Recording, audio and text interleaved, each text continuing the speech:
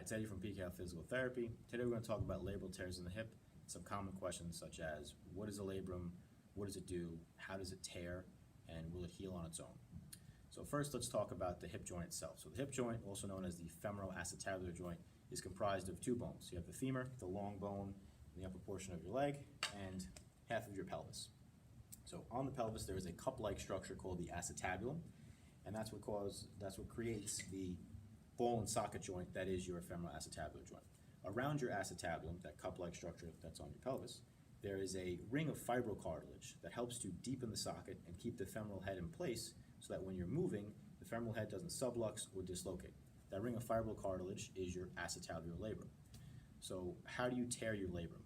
This can happen a number of different ways. You can either tear it doing something traumatic like a car accident or a fall, or it could be something degenerative that happens over time from arthritis, bone spurring, or if you have a deformity in the shape of the femoral head that can cause pinching and things like that, which can lead to tearing over time. So once you have a tear, will it heal on its own? This is the question you get as soon as people come in with a labral tear. They want to know, will this heal on its own?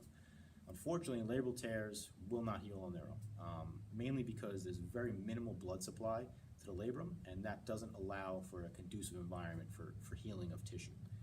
So once you have a labral tear and you come in for physical therapy, what is our goal? What are we looking to do?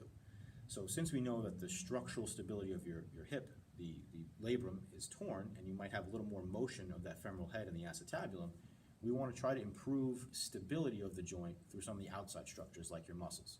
So we want to make sure that all the muscles surrounding your hip are nice and strong as well as flexible to allow you to get through your day and do everything you need to do without any limitations.